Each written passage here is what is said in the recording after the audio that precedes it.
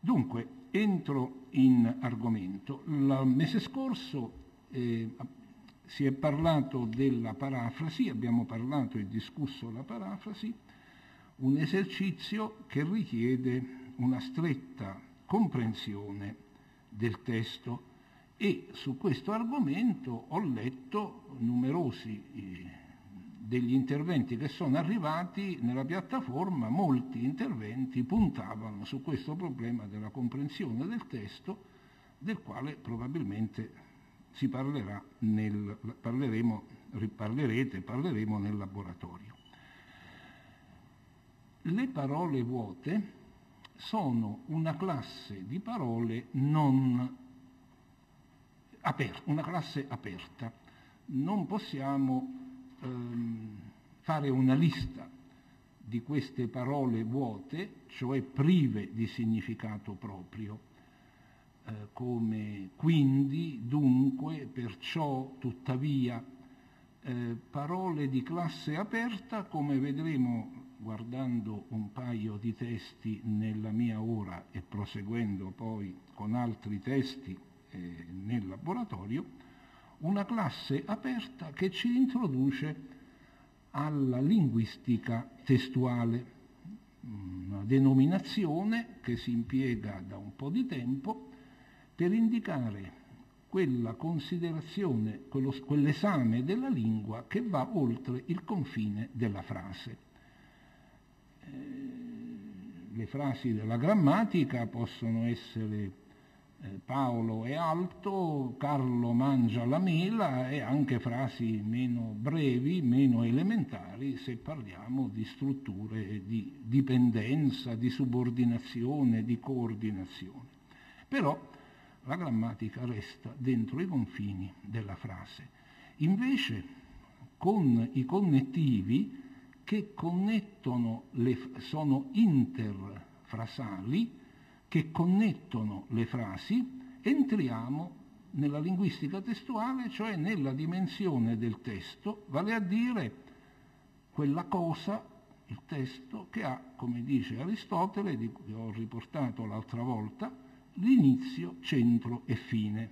Aristotele, ricorderete, si riferiva alla tragedia e al poema epico, ma noi possiamo tranquillamente generalizzare la sua definizione, che non si limita ai testi letterari. Allora, oggi guardiamo un paio di articoli, quelli che avete già avuto, non so quanti di voi abbiano guardato i testi di oggi, che sono stati messi nella piattaforma un po' di giorni fa. Comunque oggi questi testi li avete in fotocopia, chi non li avesse ritirati all'ingresso può farlo. Allora vorrei guardare il testo di Giovanna Zincone, che mi pare che sia l'ultimo. Diego? Diego, sei distratto? Devi stare attento. Io devo fare il professore, o no? Il testo di Giovanna Zincone è l'ultimo nella lista, numero 6 mi pare, no? Avete trovato? Ecco, va bene. Allora, io vorrei leggere il testo di Giovanna Zincone e poi il testo Tanti saluti, l'articolo Tanti saluti all'industria, che avete in originale fotocopiato.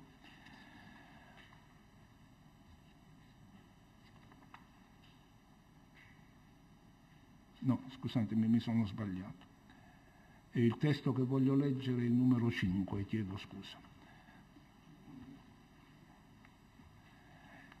Dunque, Cerretelli, serve una svolta orientata alla crescita, è tratto dal Sole 24 Ore, parla di economia, quindi particolarmente indicato potenzialmente per l'indirizzo economico delle scuole, ma in realtà di questa crisi si parla dalla mattina alla sera e dalla sera alla mattina. E leggendolo con un po' di attenzione mi sono accorto che il testo non è proprio, è il numero 5. Ah, il numero 2. Vabbè, perché, scusatemi, io non avevo il dossier perché era stato fatto oggetto di fotocopiatura e quindi faccio più pasticci del mio solito.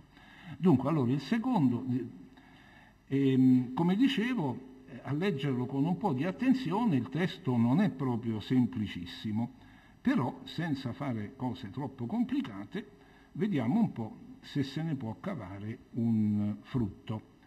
Lo leggo rapidamente e lo commento altrettanto rapidamente. Dunque, l'ultimo rapporto della Croce Rossa denuncia un impoverimento dell'Europa senza precedenti da 60 anni. Il tasso di povertà per le categorie sociali più deboli sarebbe aumentato nell'ultimo triennio del 75%. Mi dispiace, ma discorsi allegri ce n'è pochi coi tempi che corrono. Vedremo di trovare qualcosa di più elettrizzante in futuro. La più pesante crisi dal dopoguerra, i programmi di austerità e riforme attuate, e qui c'è un errore di battitura, senza solidarietà europea all'altezza di una situazione in alcuni paesi drammatica, spiegano questa discesa agli inferi, una discesa che per ora non presenta prospettive di ritorno, almeno a breve. Intanto, a proposito di testo come unità, con inizio, centro e fine, va osservato un invisibile segno di punteggiatura che è l'accapo. L'arte di andare a capo. C'è chi non va mai a capo, c'è chi va a capo dopo ogni punto fermo. Il secondo sistema equivale al primo, cioè non indica nessuna unità plurifrastica interna al testo. Se il testo è fatto di tante frasi, l'arte di andare a capo indica le sottounità, cosa per noi molto interessante sempre, tanto più oggi, perché oggi dalla parafrasi, dimenticavo di dirlo, vorrei passare al riassunto. Dunque, l'arte di andare a capo indica che il testo ha una sua articolazione. Quindi questa è un'arte silenziosa che segnala le parti del testo con il vuoto, con lo zero, no? Lasciando un po' di riga in bianco, la riga come qui, almeno a breve, punto e a capo. Qui per maggiore evidenza abbiamo lasciato una riga in bianco. Dal punto di vista linguistico ci sono delle parole moderatamente tecniche di uso molto alto. Quella che mi pare da commentare per prima, ma ce ne sono di più di quelle che io dico, è il tasso di povertà. Il tasso, che cos'è? È un animale, è una pianta, ma qui è una parola, il vocabolario le distingue, è una parola che indica una percentuale in un certo arco di tempo. Quindi il tasso di povertà è la percentuale di povertà misurata in un arco di pochi o di molti anni. E questo può essere un esercizio sulle parole piene, naturalmente. Da notare anche quell'aspetto costitutivo della lingua che è la parola d'altri, come riportare la parola d'altri. Ogni discorso si fonda su discorsi precedenti, ma senza farla lunga e senza generalizzare, qui la parola d'altri è indicata nel secondo periodo, quando dice che il tasso di povertà sarebbe aumentato. Qui l'uso del condizionale significa che l'articolista, Adriana Cerretelli, riferisce quello che è scritto nel rapporto della Croce Rossa. E quindi è la Croce Rossa che dice questo. L'autrice, la giornalista, non prende le distanze, però giustamente questo è uno dei molti modi per riportare il pensiero altrui.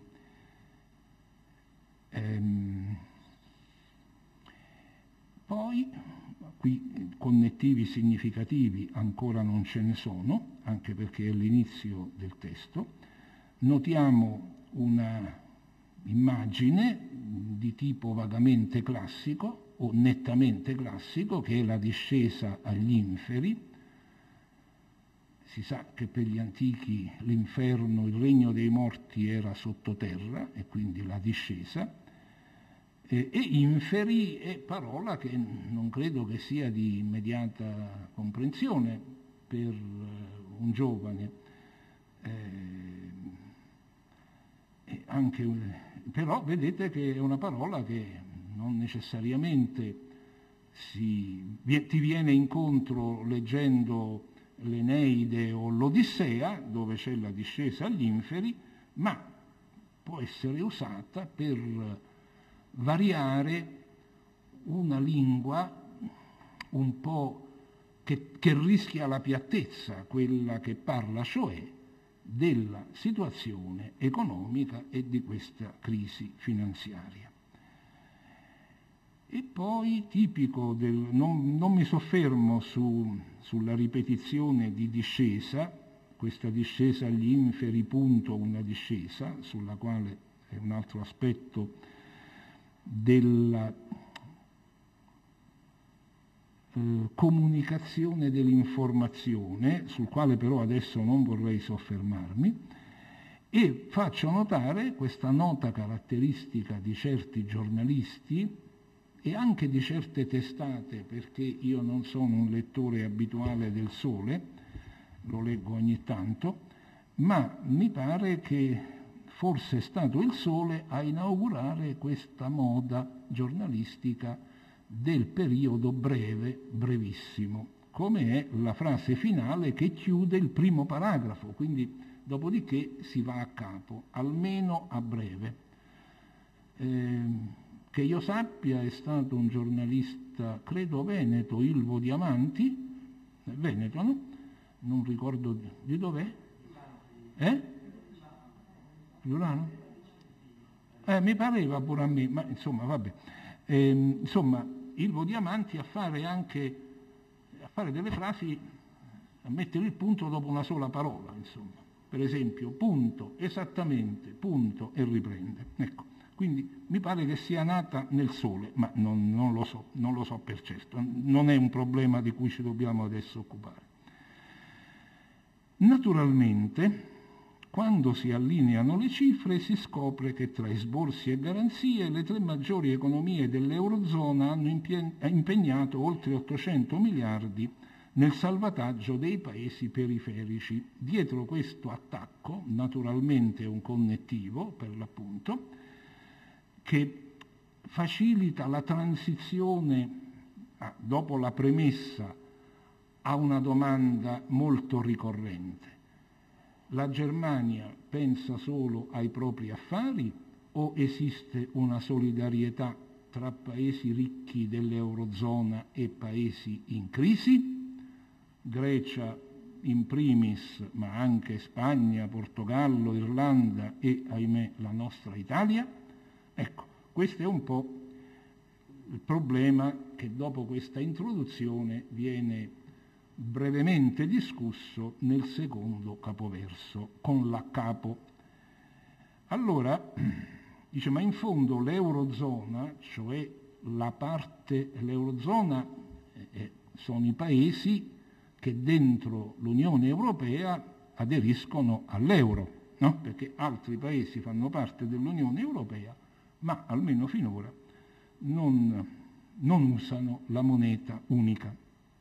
Allora, se 800 miliardi sono stati impegnati per i paesi periferici, che è un po' un eufemismo per dire i paesi in braghe di tela, detto molto alla buona, cioè in difficoltà, e allora non si può dire che la Merkel, per dire un po' il personaggio simbolo, no? Di cui tanto si parla e straparla, pensi solo agli affari del suo paese.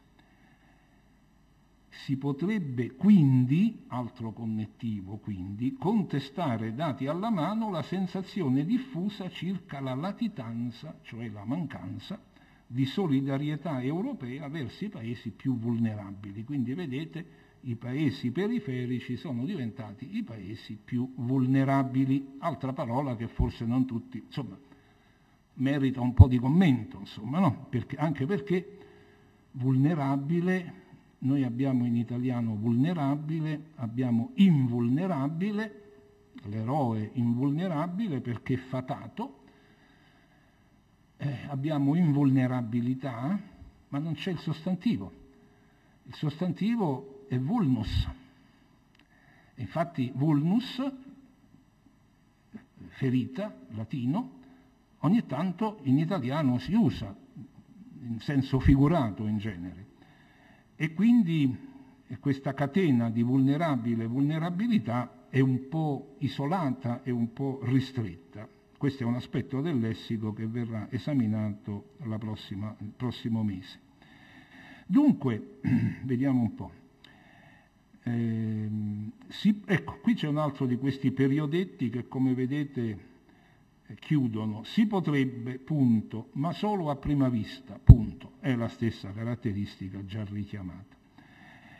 Allora, qui il ragionamento comincia a diventare un po' complesso. 800 miliardi impegnati per i paesi in difficoltà. Quindi non è vero che non c'è solidarietà europea, però in realtà continua il ragionamento, la solidarietà è scarsa e il resto quindi c'è qui un intreccio di pro e di contro che l'articolista cerca di dipanare senza fare confusione, cercando di essere sintetica e nello stesso tempo breve. Vediamo un po' come se la cava. Gli interventi tardivi, questi finanziamenti, questi 800 miliardi che sono stati sì distribuiti, ma molto in ritardo, quando la crisi della Grecia era già acuta, ecco, questo è un po' quello che sta per dire l'articolista, gli interventi tardivi spesso hanno aggravato le emergenze prima di provare a contenerle. Qui osserverei questo contenere che non è il contenitore nel senso usuale della parola, ma ha un significato abbastanza diverso: contenimento, contenere, limitare, e quindi qui si apre, la parola di moda è si apre una finestra, perché ci viene dall'informatica, si apre almeno una finestrina sulla pluralità dei significati. No? Contenere è una parola che tutti conoscono. Forse non a tutti è chiaro questo significato meno comune, no? Di limitare. E per capirci, non dico per capire benissimo tutto questo articolo, ma per capire questo articolo, insomma, questi significati devono essere un po' presenti anche ai giovani, altrimenti non capiscono, come non lo capiamo neanche noi adulti fino in fondo, in che razza di mondo viviamo in sostanza. No? Quindi non mi sembra un esercizio di quelli che i professori universitari, tirandosi la zappa sui piedi, usano chiamare accademico, nel senso di inutile, con ciò condannandosi all'irrilevanza, ma questo è un altro discorso. Le condizioni draconiane, altra parola, non ce l'abbiamo messa noi umanisti, imposte per dispensare gli aiuti, per ora hanno sortito gli effetti opposti. Dunque, solidarietà sì, tutti questi miliardi, però un effetto quasi di boomerang, dice la nostra Cerretelli. E qui le condizioni draconiane, perché scrive in questo modo un po' ricercato? E credo per il motivo che dicevo prima, che deve un po' ravvivare il grigiore di cronache che ogni giorno vengono aggiornate, perché questi articoli fanno parte di una grande catena interdiscorsiva che ci affligge, perché non gli articoli ma la crisi, da quando la crisi si è aperta, no? E allora questa giornalista, tira fuori il mitico Dracone, legislatore ateniese, il quale per ogni minima infrazione della legge prevedeva una sola pena, la condanna a morte. Dopo arrivò Solone con la Costituzione ateniese di cui parlano tutti i manuali di storia greca antica. Ma Dracone è quindi il legislatore implacabile, severissimo, senza perdono e senza sconti di pena e senza, se vogliamo attualizzare, servizi domiciliari. Come si dice, o servizi sociali, o arresti, scusate, domiciliari. Bene. E poi anche questo sortire gli effetti opposti, potremmo anche dire più facilmente produrre gli effetti contrari a quelli sperati, però l'articolista usa sortire, perché la lingua ha una sua ricchezza e non sempre chi scrive usa l'espressione più facile, e prendere un testo troppo difficile è didatticamente sbagliato, ma limitarsi solo a testi elementari significa anche non arricchire, diciamo, quella che oggi chiamano la competenza linguistica. Su questa competenza vedo che ci sono dotte discettazioni che io preferisco, che io ignoro e non ci tengo ad approfondire, insomma la conoscenza un po' articolata e sviluppata della lingua, per dirla più alla buona.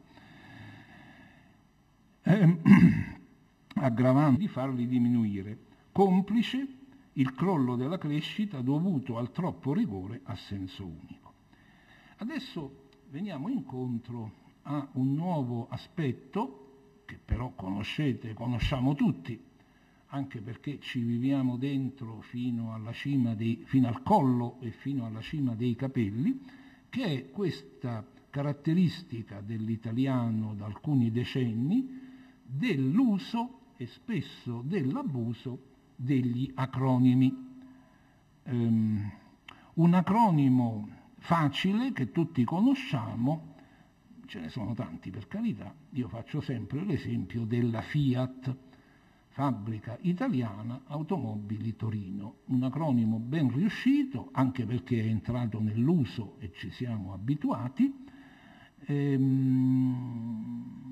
ben riuscito perché pronunciabile, invece non è pronunciabile AIDS, cioè lo pronunciamo AIDS, però in italiano perché è sbagliato usare, cioè è sbagliato, lo dobbiamo usare, ma insomma non è proprio il massimo. AIDS presenta un difetto linguistico, a parte la malattia naturalmente. Il difetto linguistico è che è preso dall'inglese, e fin qui non casca il mondo, ma ci presenta un nesso di S e noi non abbiamo in italiano parole con il nesso di S. I francesi hanno preso SIDA, sindrome da immunodeficienza acquisita, e SIDA poteva essere anche in italiano, SIDA con l'accento sull'ultima, come è sempre in francese, e in italiano potevamo prendere SIDA, che era più pronunciabile di AIDS, che appunto, tanto, però ormai c'è AIDS e se uno parla del SIDA, nessuno lo capisce evidentemente, però faccio notare la delicatezza di questi acronimi, dei quali io già alcuni decenni fa un bravo linguista, Giovanni Nencioni, grande studioso fiorentino e presidente dell'Accademia della Crusca, morto un po' di anni fa in tarda età, Giovanni Nencioni, che aveva un occhio benevolo verso l'innovazione linguistica, non era di quelli arcigni che volevano conservare l'italiano dell'Ottocento o del Trecento, insomma, che poi non ce n'è di questi così stupidi come diversamente da quello che si può pensare. Nencioni guardava con attenzione questa proliferazione degli acronimi che in italiano fino a una quarantina d'anni fa non erano numerosi e oggi invece ci invadono.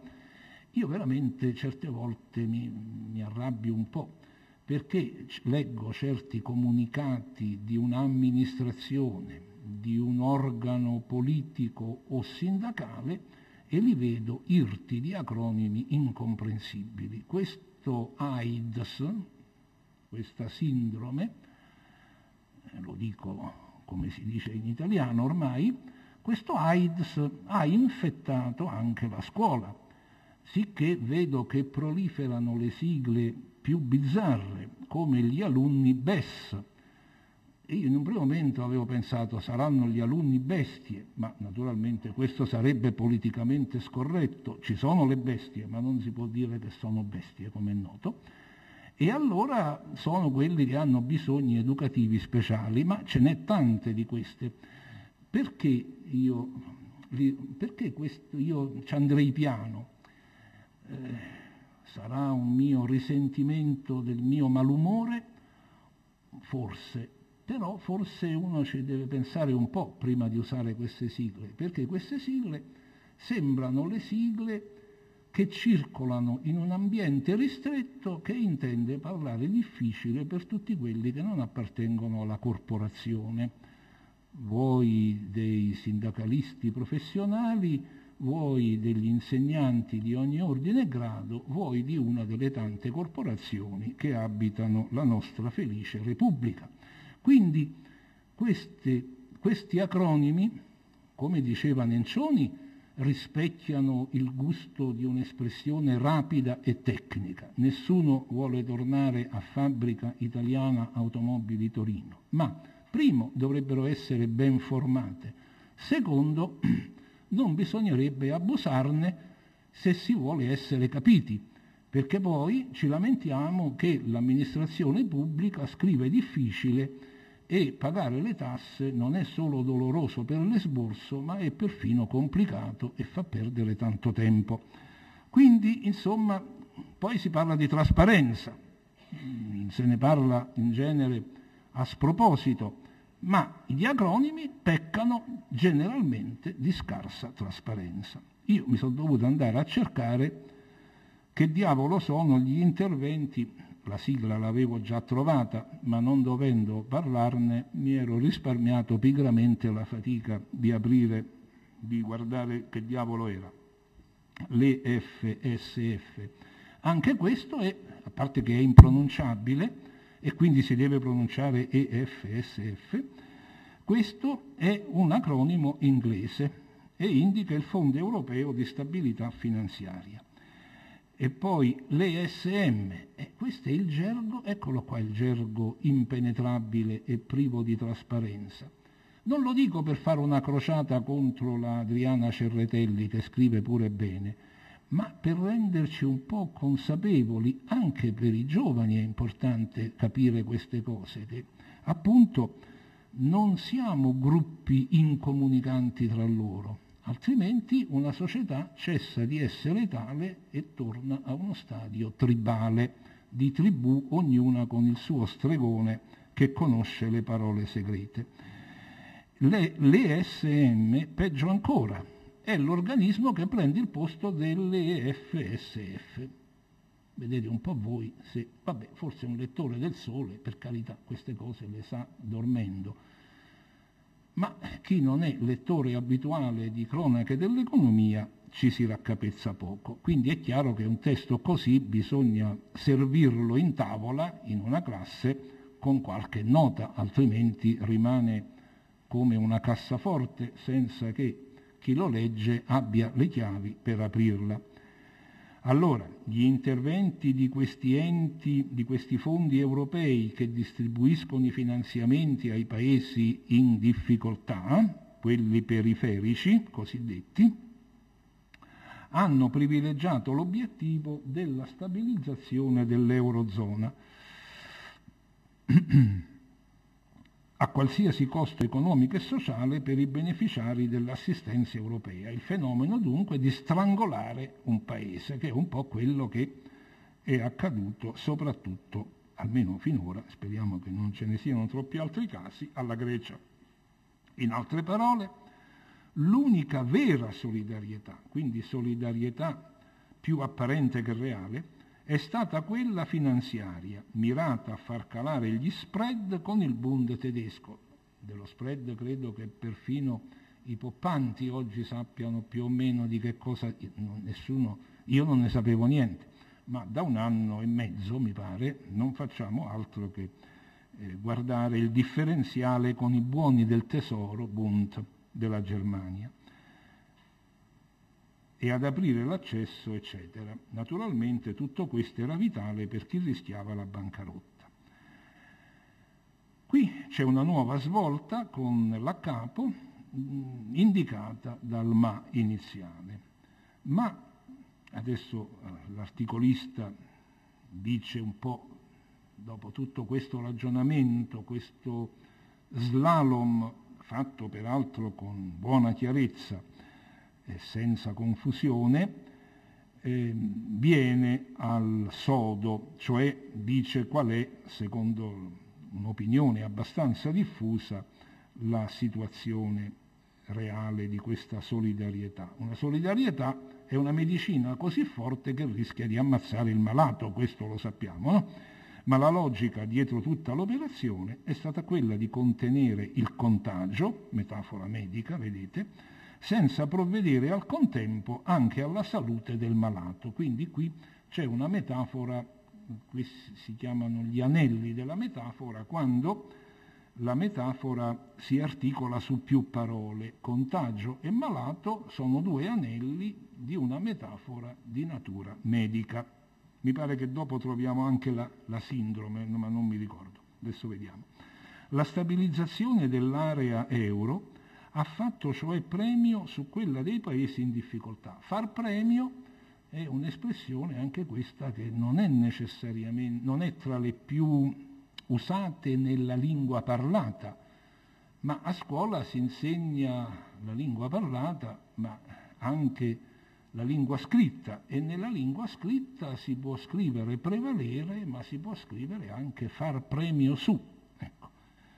Questo è quel verbo fare una volta proscritto con disonore dalle aule scolastiche, verbo fare perché generico come la parola cosa, verbo fare però che riacquista la sua pregnanza di significato nella composizione tipo far premio su. E qui non è più generico perché la combinazione, il premio non è il premio nel senso comune della parola, e quindi far premio diventa una locuzione di significato molto preciso, e significa appunto prevalere, avere il sopravvento su.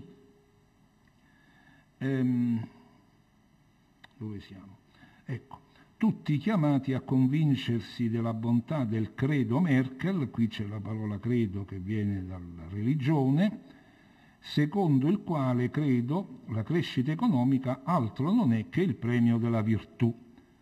E qui premio viene usato nel significato comune e virtù viene un po' attratto dall'area del credo, tra morale e religione.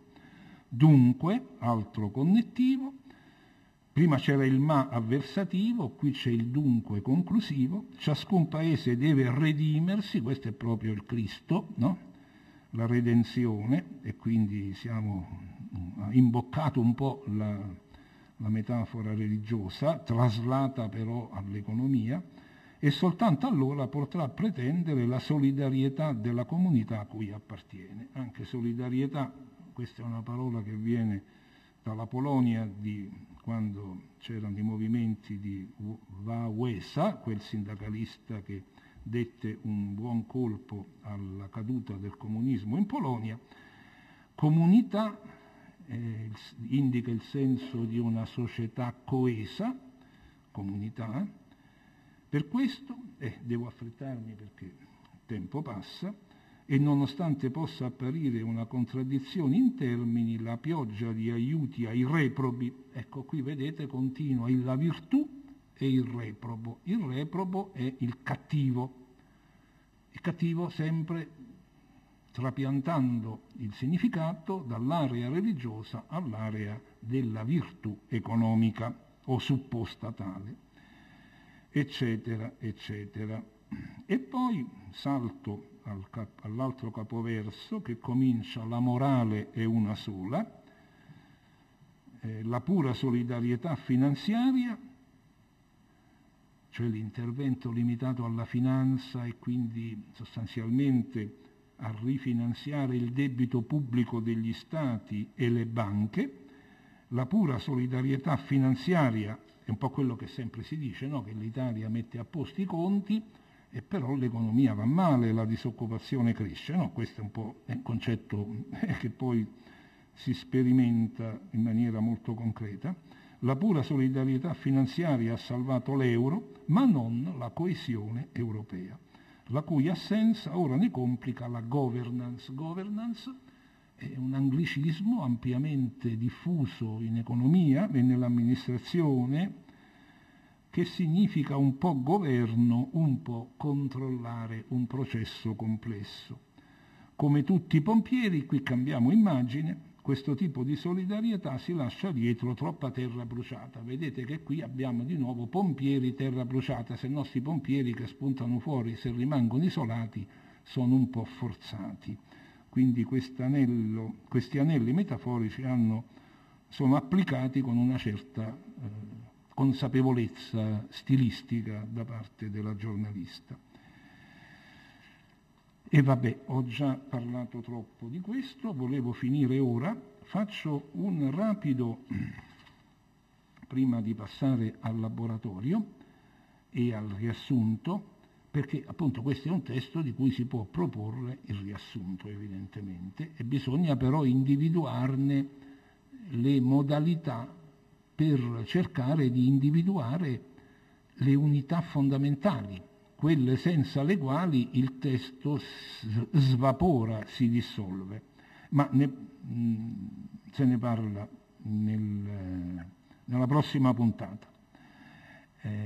Invece mi piaceva leggere rapidamente il testo di Angelo Panebianco, Tanti saluti all'industria, che è del 15 settembre, quindi di un mese e mezzo, quasi 2 mesi fa, e che riguarda la piaga, una delle piaghe dell'Italia, cioè l'Ilva di Taranto e tutto il sistema della produzione dell'acciaio.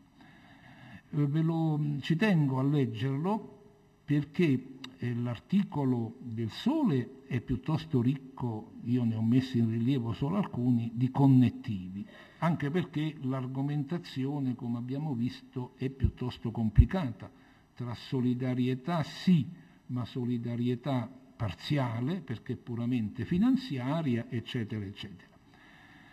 Invece l'articolo di Panebianco di connettivi ne ha pochi, però ci tengo perché intanto Panebianco è un analista molto lucido e razionale, e poi perché questo è un altro testo fondato su una controversia.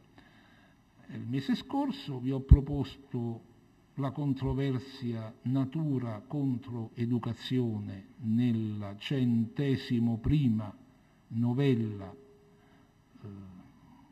del Decamerone, e qui invece abbiamo una controversia molto attuale, peraltro anche quella del Decamerone è tutt'altro che inattuale, la controversia tra industria ed ecologia. E lo leggo rapidamente. La vicenda dell'Ilva, allora qui naturalmente si presuppone, ma questo vale un po' per tutto, per l'articolo del Sole almeno quelle sigle sono di difficile decodificazione, per chi non sia addentro è particolarmente interessato ed anche abbastanza esperto di questi complicati meccanismi finanziari.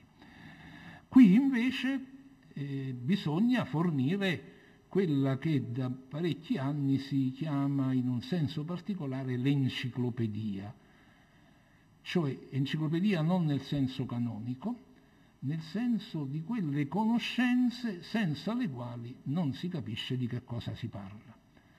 L'esempio più facile che mi viene in mente è se tre amici conversano tra di loro del più e del meno, se il discorso cade su un programma televisivo che due di questi amici hanno visto e il terzo no, chi questo programma televisivo non l'ha visto rimane a bocca asciutta, o per meglio dire a bocca chiusa, cioè non può, no? Non ha l'enciclopedia, non conosce l'argomento.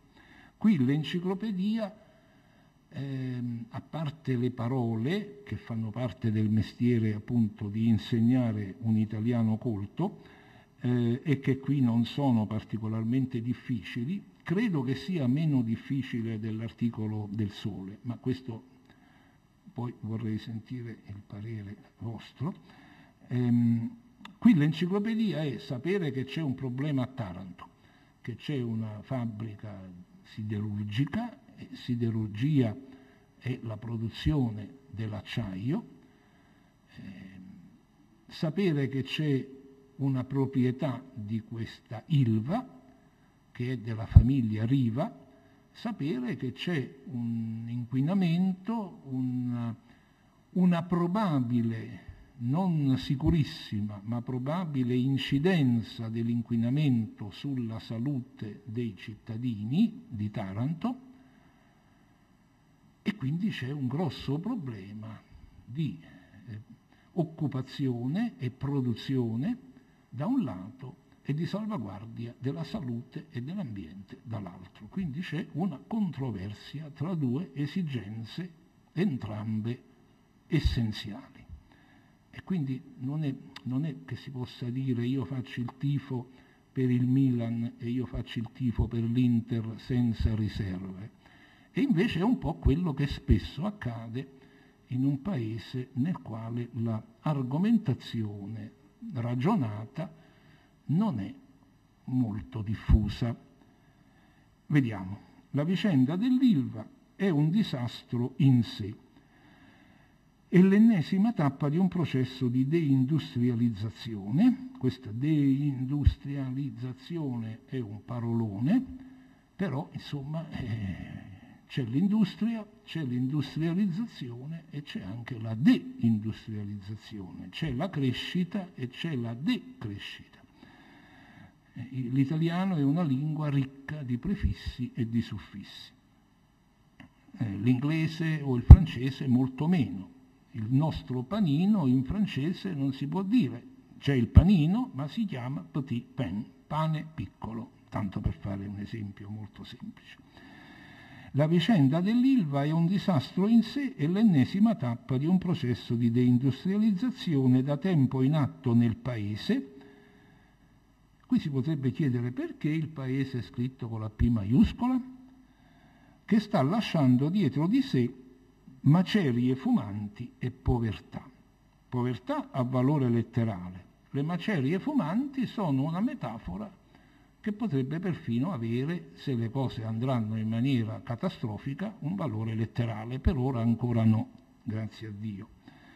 La chiusura, poi bisogna sapere che questi stabilimenti hanno la loro capitale produttiva a Taranto, ma sono sparsi in tutta Italia e quindi la crisi di Taranto si riverbera su altre realtà produttive.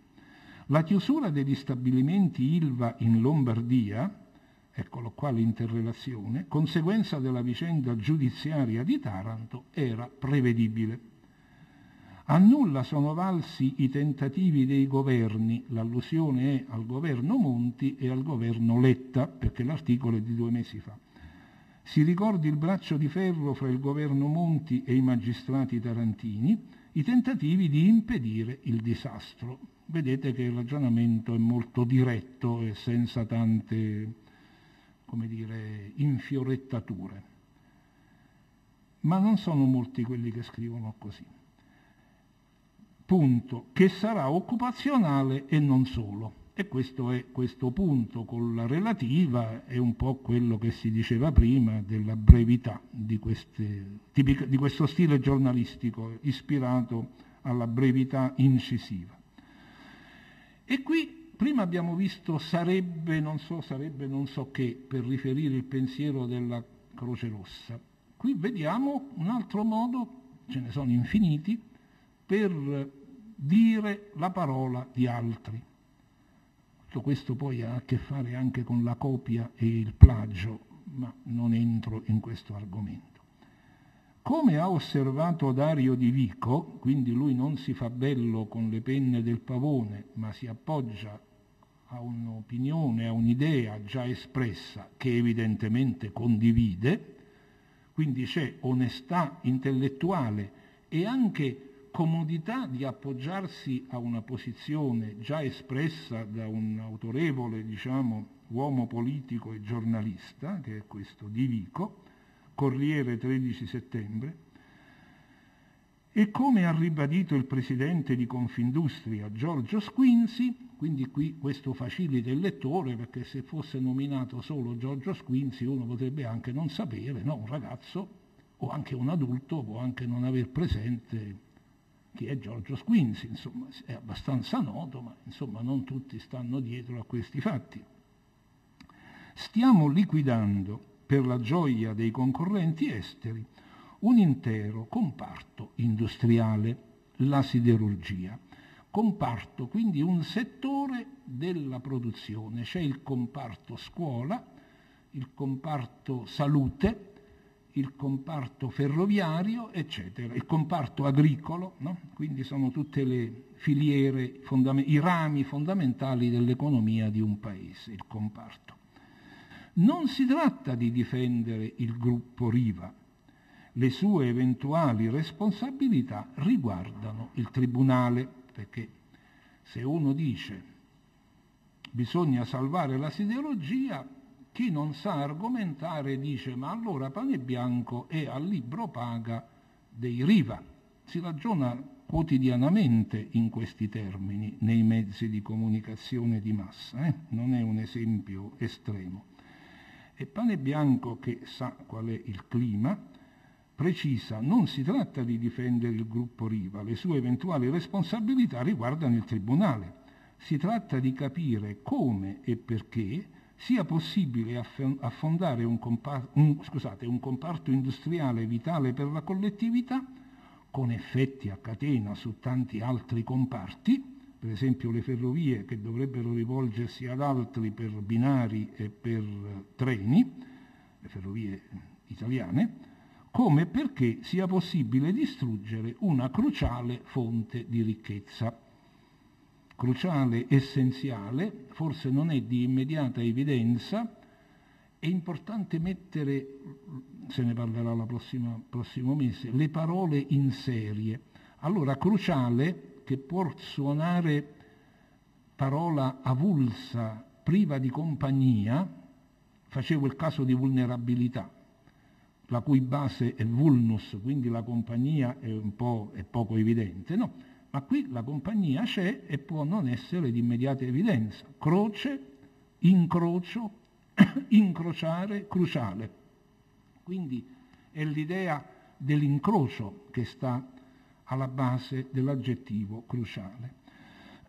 Cruciale, fondamentale, perché riguarda la siderurgia, ma riguarda gli altri comparti che sono interrelati fra loro. Questo è il senso. La vicenda dell'Ilva di Taranto doveva essere gestita con buon senso. Si doveva contemperare l'esigenza della bonifica, cioè l'esigenza ecologica, e la salvaguardia di un'industria di grande importanza. A questo miravano richieste e provvedimenti dei governi. Non è stato così. Altro periodo breve e incisivo. Anziché procedere con la cautela che la problematicità del quadro consigliava, si sono irrisi gli esperti che invitavano alla prudenza nei giudizi, e la magistratura è andata avanti come un caterpillar o caterpillar.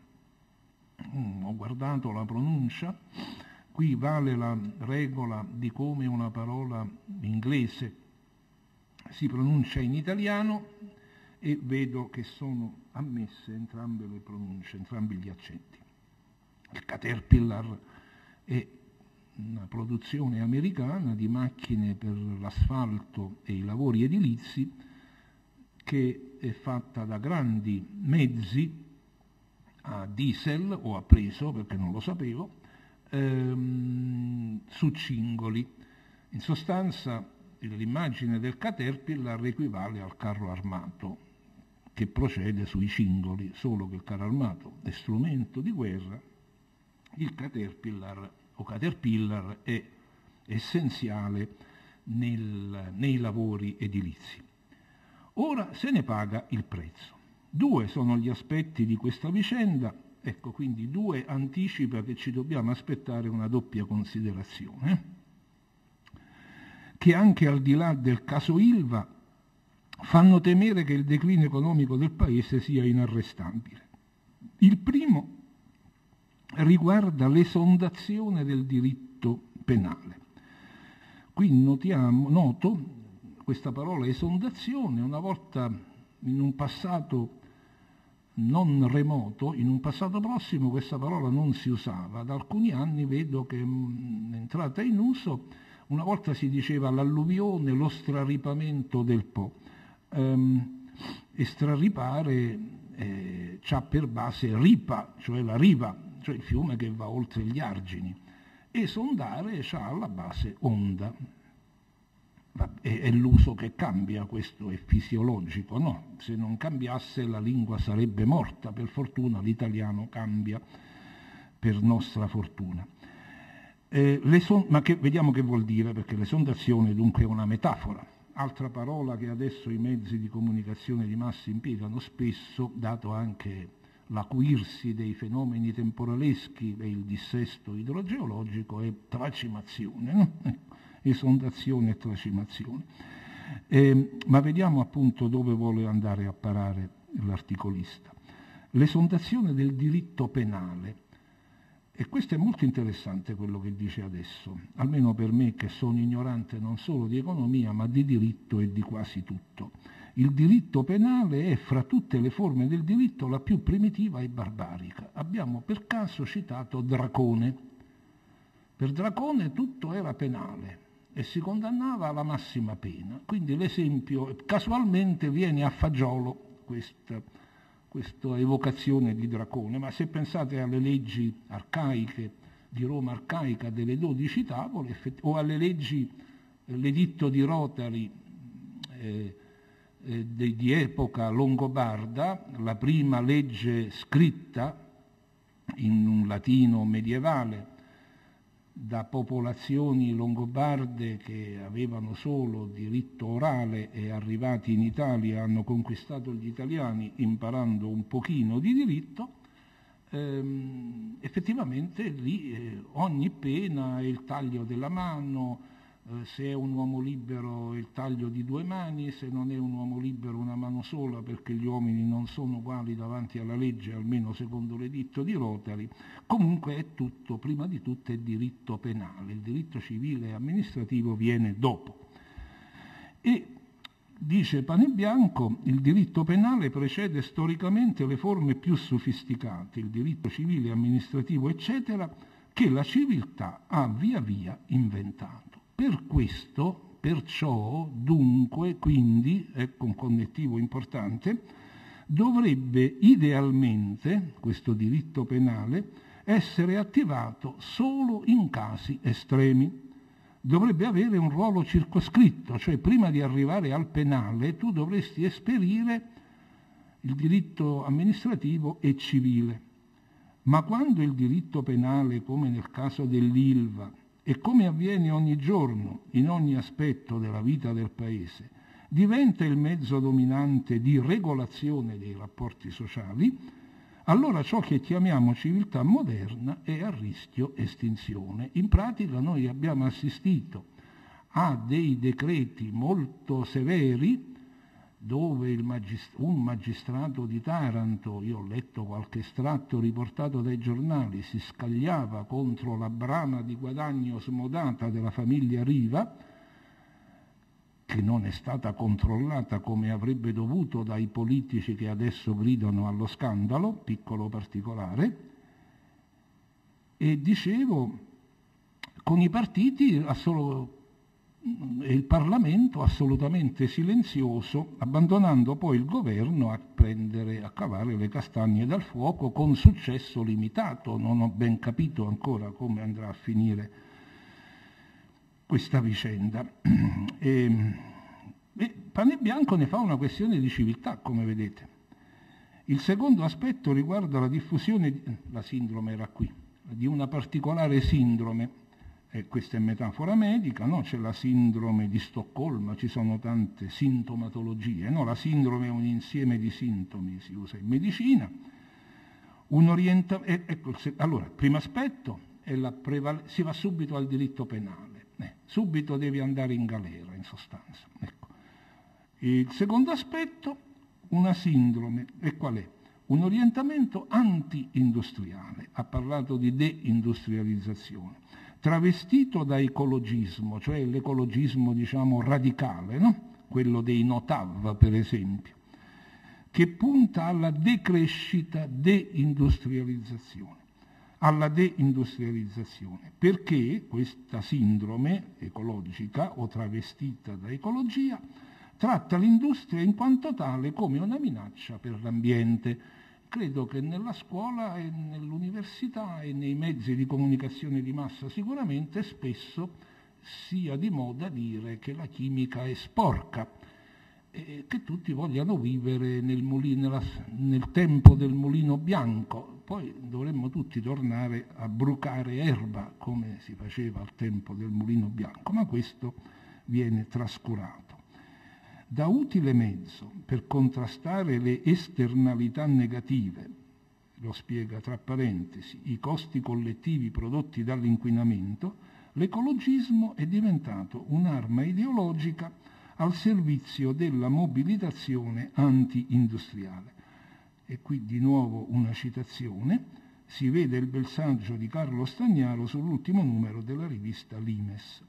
Se non fossero stati sostenuti da questa diffusa sindrome anti-industriale, i magistrati di Taranto avrebbero forse attivato, come chiedeva il governo, percorsi dagli esiti meno distruttivi per l'industria italiana, perché naturalmente c'è da un lato la tutela della salute e dall'altro il problema sempre più pesante dell'occupazione e anche del ruolo del Paese su produzioni strategiche come la siderurgia.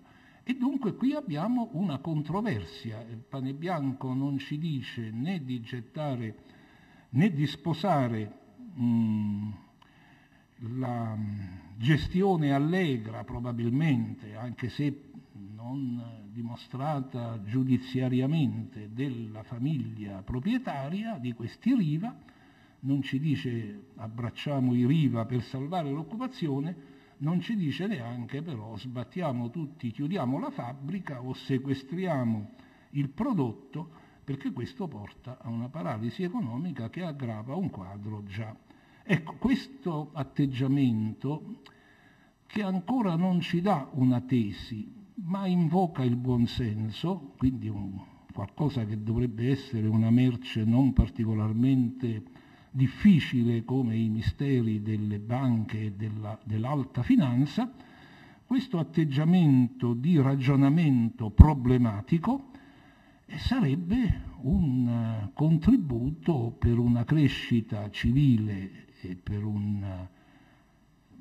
una scuola veicolo di significati e di problemi, e contribuirebbe insomma a una migliore consapevolezza. Ecco, il senso, credo, di non far perdere il contatto tra i giovani e l'italiano colto, che è compito della scuola di ogni ordine e grado, credo che sia un po' questo, ma il costume non è da noi dei più diffusi. E quindi, vabbè, mi fermo qui e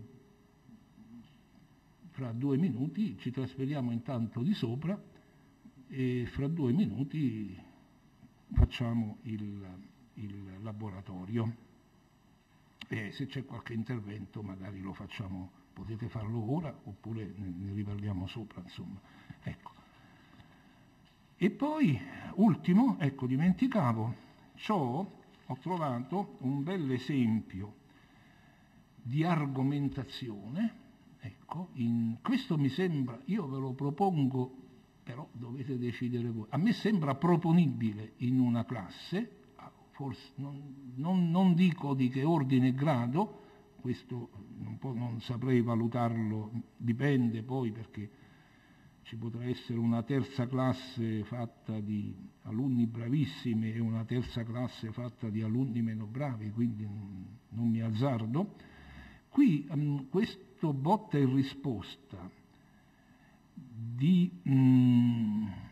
tra un noto giornalista, anch'esso veneto, ma non faccio propaganda per il Veneto, io sono perugino, non me ne importa niente, che è Gianantonio Stella, che a me piace perché i suoi articoli sono sempre ricchi di dati, spesso io sospetto che i dati siano inventati, ma non mi risulta che i dati di Stella siano contestati, ecco, anche quando prende posizioni piuttosto coraggiose e polemiche. Dunque, un bel botta e risposta tra Stella, che fa un articolo, lavoro gratis per il Maxi, la risposta dell'ex ministro Melandri, attuale direttore di questo museo romano, e la brevissima replica dello stesso Gianantonio Stella. Io vi inviterei a leggere questo botta e risposta e a dire se si può ricavare chi ha ragione e chi ha torto. E se sì, perché uno ha ragione e l'altro evidentemente ha torto. Mi ricordo quell'aneddoto di un memorialista manzoniano, che è questo, che il Manzoni aveva molti figli e quindi anche molti nipoti. E allora un nipotino, aveva ascoltato una discussione tra 2 amici del Manzoni ed era stato presente.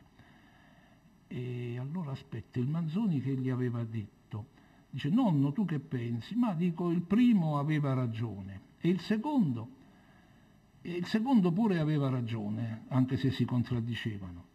E dice: nonno, ma non possono avere ragione tutti e 2. C'hai ragione pure tu, gli rispose Manzoni. Ecco, allora, se uno dei 2 ha ragione, se è indecidibile o decidibile la ragione o il torto, e perché? Non ve lo chiedo per natura ed educazione di Boccaccio, né per industrializzazione ed ecologia, perché ognuno avrà le sue, oggi dicono opinioni, spero ragionate, questo aggiungerei, mai dogmi, ma neanche semplici opinioni tipo la cioccolata mi piace o non mi piace, devono essere un po' ragionate, ma in questi casi l'argomentazione dovrebbe essere sorretta da qualche pezza d'appoggio, un po' come usa oggi in certi temi nella nuova per modo di dire, perché c'è da parecchi anni nella nuova maturità. Ma invece il caso di questo botta e risposta mi pare che non richieda particolare documentazione aggiuntiva e che quindi sia anche proponibile in una classe senza dover corredare i testi di informazioni suppletive. Non so se... mi sembra un caso comodo, tutto sommato, spendibile.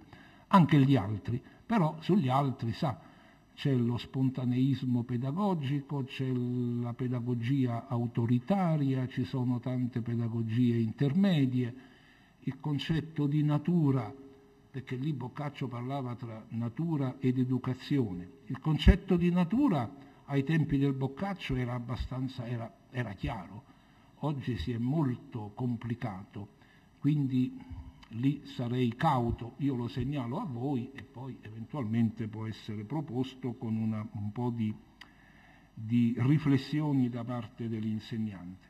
Invece il caso Stella Melandri mi sembra abbastanza semplice e quindi ve lo segnalo. Va bene, mi taccio e ci muoviamo al piano di sopra.